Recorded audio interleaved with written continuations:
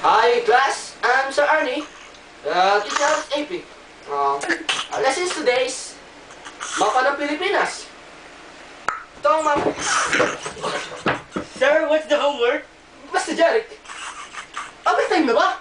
Abay aga-aga pa. Aba hindi pa po time. Maaga pa po, sir. O sige, Mr. Jeric, maglinis ka dyan. Maglinis ka muna, Mr. Jeric. Opo, sir. O, exempted ka dahil dyan. Exempted! Exempted, Mr. Jeric. Exempted. Salamat po, sir. Mr. Jeric, ba't hindi ka na good morning? Kasi po, kasalukuyan ako naglalakad sa may Anguno. Yung makakita ko magandang lalaki. Tapos, yung lalaki, ay babae pala, sir. Grabe, sa kagakulog ko. Kailangan ko na mag-dolpinar, sir. Okay, sir. Ay, sorry. Okay, Mr. Jeric.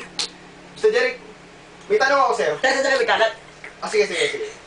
Mr. Jeric? Yes, sir. Mr. Jeric, Yes, sir. sabihin mo sa akin kung ba't kasama kang gagamba? Sir, dali po yan sa... Kasi po, di ba po sa pag may tao, yung nagkakaputi po, alam niyo po yun? Pag, gano'n, kasi po pag nagkagamba ko. Mr. Jeric. Teka, Mr. Jeric. Mr. Jeric, huwag na ituloy yan. Masyadong malibog. Yes, sir. Our lesson for today is the Makop Isha. Makop Isha, you know that? I know, sir, but, yes. Makop Isha. Okay. This is the Lebanon. And because my hair is panot. Lebanon panot. Yes, sir, very shaggy, man. Shaggy. Okay. Can you give me some horse shampoo? Because my hair is panot. Sir, I don't have, sir. Okay. I understand that, Mr. Jeric. Thank you, sir. So, point the Philippines here. Point the Philippines. There, sir. No, at may map, bitch. Sorry, sir.